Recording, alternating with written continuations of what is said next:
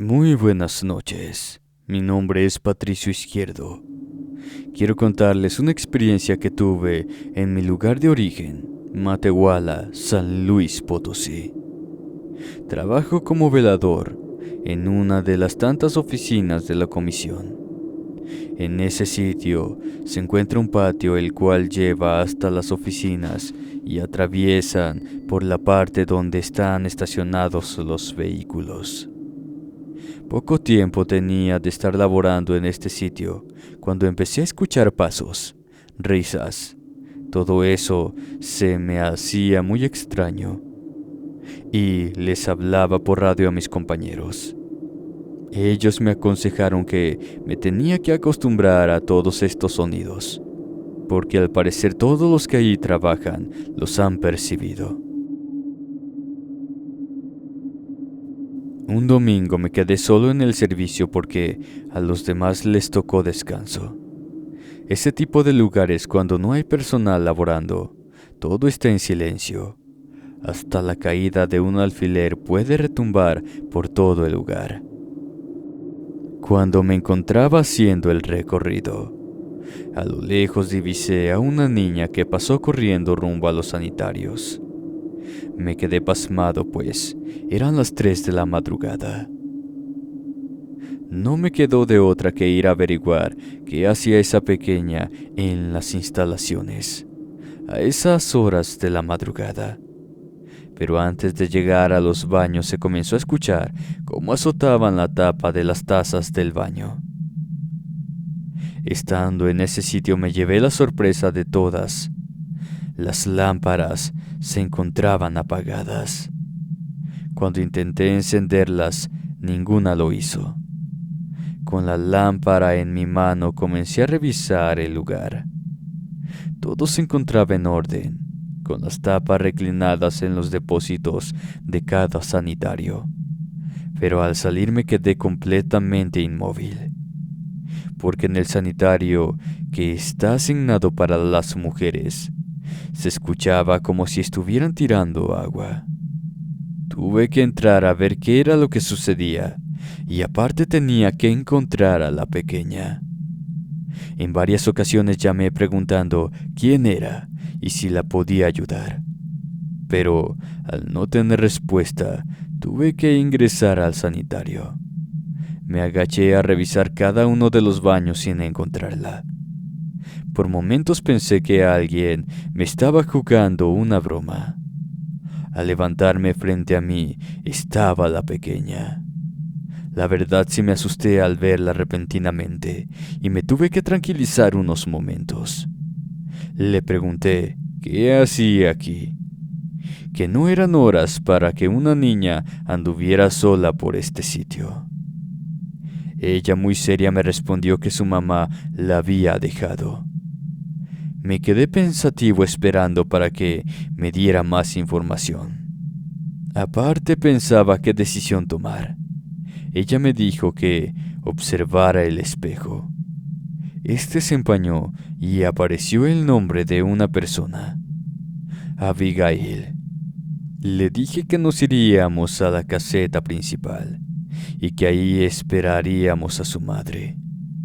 Salimos por la puerta principal donde están estacionadas las camionetas para ver si veía a una persona caminar por la calle, para comentarle si él o ella habían perdido a una niña. Les comento que cuando le tomé la mano a la pequeña, ésta se sentía fría. Puedo afirmar que sentí como ella apretaba mi mano. Al cabo de 2 horas, me llevé una sorpresa aún mayor. Pasé casi 2 horas afuera de la caseta para esperar que algún familiar de la niña se presentara a reclamarla, pero eso no sucedió. Cuando entré me di cuenta de que ya no había nadie. La pequeña no estaba, excepto lo que tuve frente a mí, y hasta el día de hoy no lo he olvidado. Donde había sentado a la pequeña, solo se encontraba una chamarra, pero ésta se mantenía erguida, como si el cuerpecito de la pequeña estuviera bajo la prenda. Eso fue algo que no le conté a nadie, porque ninguno había tenido experiencias algunas con esa aparición. A los 15 días de lo acontecido, se me volvió a manifestar, pero esta vez para hacerme una petición. Me dijo que si le hacía el favor de rezarle a Dios Padre, esto para que encontrara la luz. Yo le prometí que la iba a ayudar. Le prendí una veladora cada 15 días, y a los 15 días se me apareció de nuevo cuando estaba escribiendo mi informe en la caseta. La niña se fue desvaneciendo frente a mí.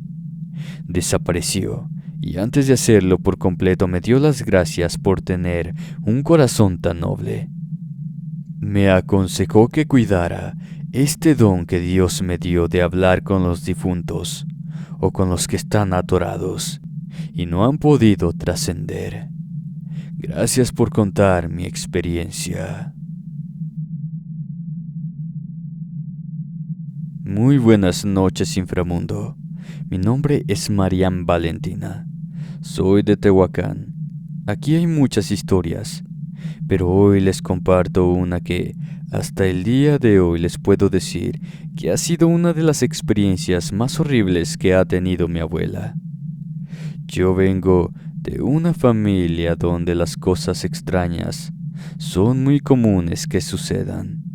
Esto por parte de mi abuela, pues ella quien se la pasa viendo cosas y viviendo experiencias sobrenaturales.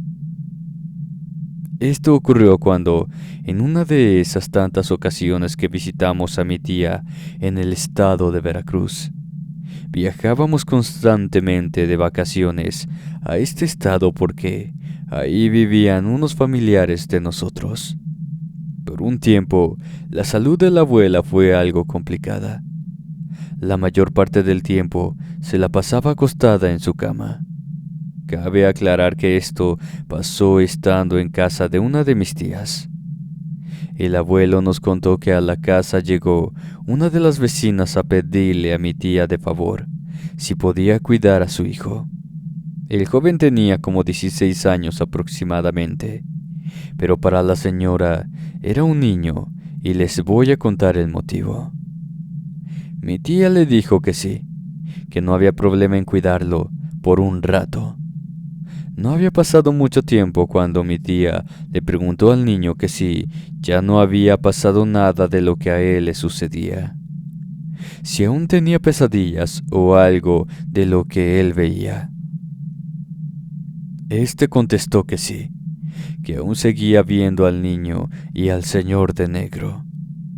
Mi abuelo escuchaba lo que se estaba contando, y fue cuando mi tía procede a revelarle a mi abuelo que el niño estuvo en coma por un tiempo, y a partir de eso, el joven no había quedado bien, pues el estado de coma en el que estuvo le había dejado secuelas. Una de ellas es que le impedía dormir bien. Siempre decía que un niño lo molestaba, y también contaba sobre un señor que vestía de negro. Al parecer mi abuelo y mi tía sabían de lo que sucedió en esa casa hacía mucho tiempo. A las personas que se referían eran unos vecinos anteriormente que vivían en la casa. Hace muchos años, el abuelo de aquel niño le arrebató la vida. La familia se marchó y antes de hacerlo, rentaron esa casa. En fin, un día se levantó mi abuela y le comentó a mi tía que no podía dormir, que se le estaba pasando muy mal y de la nada sentía mucho frío.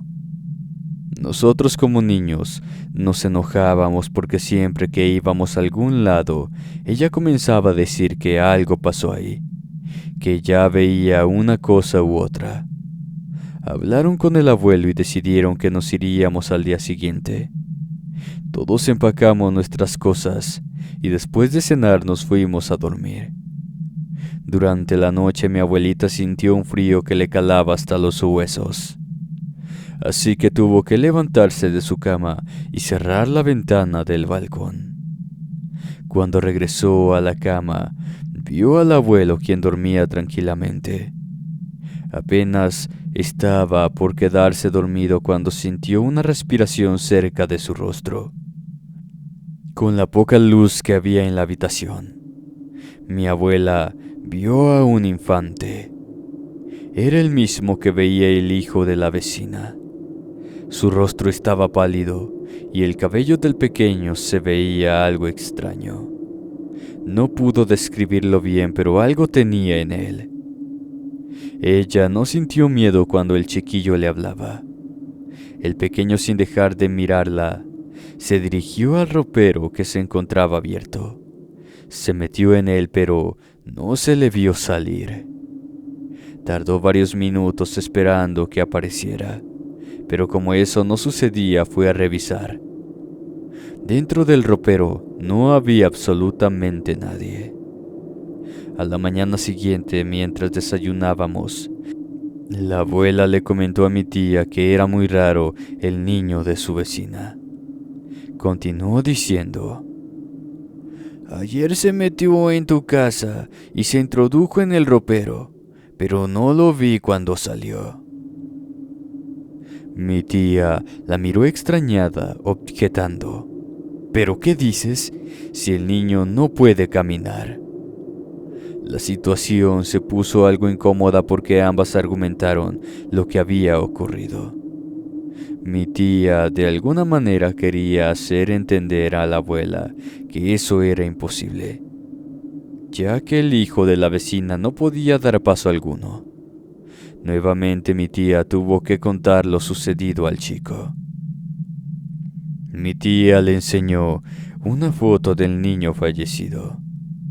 Eso fue algo extraño porque, ¿cómo era posible que ella tuviera esa fotografía? En realidad nunca lo sabremos. Mi abuela casi se infarta cuando le contaron lo que aconteció hacía mucho tiempo. Una de las cosas que contaba el hijo de la vecina era que cuando el fantasma del niño se manifestaba, sobre todo en sus pesadillas, este le pedía al joven que fuera con él. Pero al seguirlo rápidamente, se hacía presente el señor de negro, y el pequeño comenzaba a gritar de una manera bastante horrible. Eso es lo que le sucedía en cada pesadilla que tiene aquel chico, donde cada noche lo torturan, tanto como el pequeño como el hombre de negro. Esa tarde nos fuimos de la casa de mi tía y regresamos a Tehuacán. Hasta el día de hoy todo sigue igual. Siguen las apariciones en casa de la vecina. Ni el niño ni el señor de negro parecieran quererse ir a donde pertenecen. Espero y les haya gustado este relato. Saludos a todos. Muy buenos días. Los saluda de nueva cuenta Patricio Izquierdo. Anteriormente les conté una experiencia que tuve en el lugar donde trabajo, pero en esta ocasión les voy a contar lo que le sucedió a mis abuelos. Yo en ese tiempo tenía la edad de 6 años. Ellos tenían un local de comida mexicana, esto en Pátzcuaro, Michoacán. Recuerdo que mi abuelo manejaba el auto e íbamos hacia su local. No recuerdo el tramo de la carretera cuando pasamos cerca de un señor que iba caminando a un lado del sendero. Ese señor era de la tercera edad. Cuando echamos un vistazo por el espejo retrovisor, aquel hombre se iba quitando su ropa. Repentinamente comenzó a correr detrás del auto. Eso nos asustó. Les juro que cuando miramos hacia atrás, este venía corriendo en 4 patas. Aquello era un enorme perro o lobo. De lo que era aquel hombre no quedaba nada. Ese ser nos dio alcance y muy pronto iba haciendo todo lo posible para sacarnos de la carretera. Golpeaba el vehículo con su hombro. Yo comencé a llorar porque no solo tenía miedo, sino que también veía sus enormes ojos que nos veía con mucho odio. Hubo un momento en el que parecía que se había dado por vencido, pero no fue así. ya que con un golpe enterró sus grandes garras sobre el techo. Cuando nos estábamos aproximando a un risco, aquella bestia se colocó hacia el lado derecho del auto, y fue cuando el abuelo aprovechó el momento para tumbarlo del techo. Recuerdo que comenzó a acelerar el auto. El horror de que esa cosa nuevamente saliera por algún lugar lo aterró. No nos detuvimos hasta que llegamos a una gasolinera. Mi abuelo comenzó a revisarme para cerciorarse que no estuviera herido. Aparte tuvo que calmarme, pues no dejaba de llorar. Cuando me tranquilicé, me sacó en sus brazos y comenzó a revisar el carro. Lo que se apreciaba en la carrocería del auto era como si hubiésemos salido de una batalla. En el techo se encontraban unas uñas incrustadas en el metal retorcido del techo. Los que se acercaron le aseguraron al abuelo que por el camino era común ver o encontrarse con un nahual. Recuerdo que las uñas las desechamos camino al local de comida del abuelo. A los 6 meses, el abuelo y yo nos dirigíamos a Pátzcuaro. Recuerdo que ubiqué el lugar donde habíamos desechado la uña, y en eso que íbamos dando vuelta vimos a aquel ser que salió y recogió las uñas. Recuerdo que ubiqué el lugar donde habíamos desechado las uñas, y en eso que íbamos dando vuelta vimos a aquel ser que salió y recogió las uñas, retirándose para ya no volver a ver a aquella criatura. Pero en esta ocasión ya no tuvimos percance alguno con este. Muchas gracias por escuchar mi relato. Buenas noches, inframundo. Mi nombre es Mari Viviana. Soy de Colombia y la historia que les voy a contar me sucedió cuando tenía 16 años. Todo empezó de manera bastante particular. Tengo 2 tías de parte de la familia de mi abuela. Practican la brujería.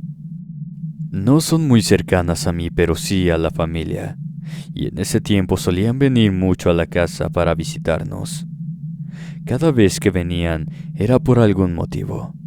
Para mí su presencia me hacía sentir muy incómoda.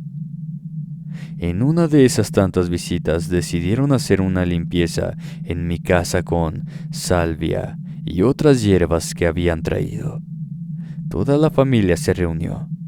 Yo solo por estar en familia también concurrí a lo que hoy en día me arrepiento mucho. Ellas platicaron con todos por separado, y cuando fue mi turno, ambas me vieron y de inmediato llamaron a mi madre.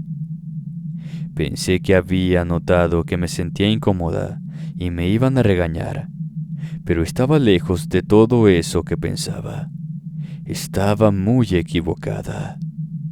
Mi mamá, como de costumbre, no sabía que mis tías eran tan extrañas, y sin esperarlo, ellas empezaron a decirle que lo que me estaba pasando era normal, ya que lo estaba desarrollando sin saber controlarlo, y que al principio me iban a suceder muchas cosas extrañas. A lo que mi madre no supo qué responder porque ella no preguntó absolutamente nada. Y aparte ni ellas supieron explicar lo que estaban diciendo. Cuando yo pregunté de qué hablaban, ellas me dijeron que con el tiempo lo que yo veía o sentía era normal, que no me asustara.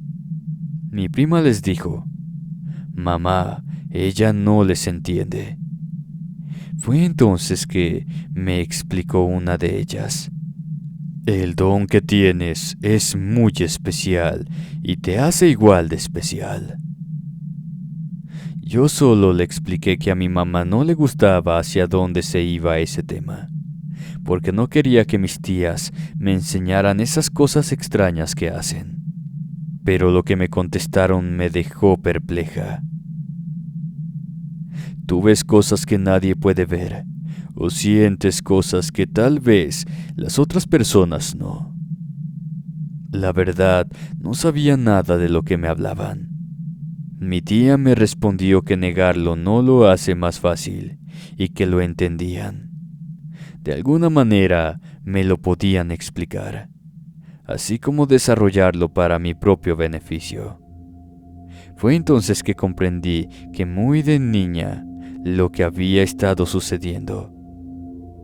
Pero yo pensaba que eran solo sueños, como ver a un hombre de la tercera edad parado bajo los pies de mi cama, viéndome fijamente durante horas, con un aspecto desgastado y demacrado, fumando un tabaco de esos que se ven en las películas de mafiosos, viendo sin decir nada. Yo solo trataba de no mirarlo para que él no se acercara. Después de un tiempo, él nunca más me visitó. Pero aún después de pasar años, a partir de esos momentos, aún puedo percibir ese olor a tabaco en mi habitación. Y ese no fue el único momento donde pude notarlo. Mientras ataba cabos de las cosas que me pasaron, que yo pensé que eran solo sueños de algún déjà vu. Tiempo después lo volví a ver, pero esta vez en una casa que queda cerca de la mía. No fue un sueño, sino en la vida real. Él me decía que me acercara. Mientras me veía, me decía: tú puedes hacer y ver lo que ellos no, y hasta no dejarlo, no puedo irme. Él se refería a que era un brujo y quería dejarme su legado. Un legado que para mí era feo, porque no era solo con el bien de las personas, sino para su beneficio. Como lo supe algunos años después, cuando por fin tuve el valor de contarle a mi madre. Ella me aconsejó que me negara a la petición que el brujo me había hecho. Aparte de que le pidiera que no volviera más, que lo dejara ir. Pasó el tiempo y el brujo falleció. Ya no pertenece aquí. Pero ella no sabía a quién me refería, solo con la descripción. Resultó que ella lo había conocido. Era un vecino suyo desde hacía muchos años. Él tenía una casa con su esposa en mi barrio, pero él había muerto. Todos decían que practicaba la brujería junto con su esposa y no tenían hijos. Él murió primero y luego su esposa unos años después, dejando la casa para arriendo de otras personas, y todos los que han habitado la casa aseguran saber que ahí vivió alguien que era brujo. Muchas gracias por el espacio para contar las experiencias de tus seguidores. Espero les haya gustado mi extraña historia. Muy buen día o noche para todos los amantes del terror. Mi nombre es Juan Pablo Cruz y espero relaten mi historia. La verdad es bastante escalofriante y le ocurrió a mi padre cuando era joven y me la contó hace algunos años. Mi progenitor en ese entonces tendría entre 17 o 18 años y vivía en esa época por la zona central de Bogotá, la capital de Colombia. Había salido a departir con un amigo más o menos de su misma edad y se quedaron bebiendo hasta tarde por la noche, alrededor de las 12:30. Mi padre se percató de que era bastante tarde y que posiblemente mi abuela estaría furiosa y preocupada. Él y su amigo empezaron el recorrido hacia la casa, pero dado que no tenían para el pasaje y que habían estado bebiendo mucho, comenzaron a caminar, un poco ebrios, mas sin embargo, eran conscientes de lo que iba sucediendo a su alrededor. Mi padre me contó que, pasando cerca del cementerio central, este era el camino por el que debían pasar a casa junto con su amigo. Se percataron de la presencia de una mujer que iba por el mismo sendero de la vía. pero más adelante de ellos se veía a la distancia. Mi padre la describe como una mujer relativamente alta, con un gabán verdoso y con una capucha que cubría su rostro. Mi padre y su amigo, un poco ebrios, empezaron a lanzarle piropos cumplidos y chiflarle a la mujer. Un par de jóvenes con un poco de alcohol en sus cabezas, y les resultó gracioso decirle esas cosas sin pensar en lo que sucedería después. La mujer solo se limitó a seguir caminando e ignoraba por completo las palabras de mi padre y su amigo. Pero finalmente, cuando la mujer ya iba llegando casi a la esquina de la cuadra para girar, donde ya casi terminaba el sector del cementerio por el que iba caminando, la mujer se detuvo y lentamente giró su cabeza en dirección hacia ellos y los miró. Cuando él y su amigo pudieron verle el rostro, solo pudieron verle brotar gusanos. Un rostro demacrado y con descomposición de la carne. Era algo realmente aterrador y nauseabundo. Justo en ese momento la mujer les sonrió. Su sonrisa bastante macabra y deforme. Giró su cabeza nuevamente y viró en la esquina para ya no volverla a ver nunca más. Fue tanta la impresión que tuvieron que se les pasó la borrachera. Ya no se sentían ebrios. Producto de tal impresión y de ver ese fenómeno y nauseabundo rostro de aquella mujer que parecía más un cadáver andante o un espanto, un espectro salido de ese cementerio por el cual transitaban. Finalmente, él y su amigo pudieron llegar a la casa, pero realmente consternados por lo sucedido en aquella cuadra del cementerio. Mi padre no sabe qué era exactamente lo que vieron aquella noche, pero sin lugar a dudas, dice que jamás volvió a cruzar por ahí o quedarse hasta altas horas de la noche. Amigos, esperando les hayan gustado los relatos de ustedes, el público, los suscriptores. Si tienes algo que contar, no olvides enviarme tu historia a mi correo inframundorelatos@gmail.com. Me despido no sin antes desearles dulces pesadillas, buenas noches y hasta la próxima.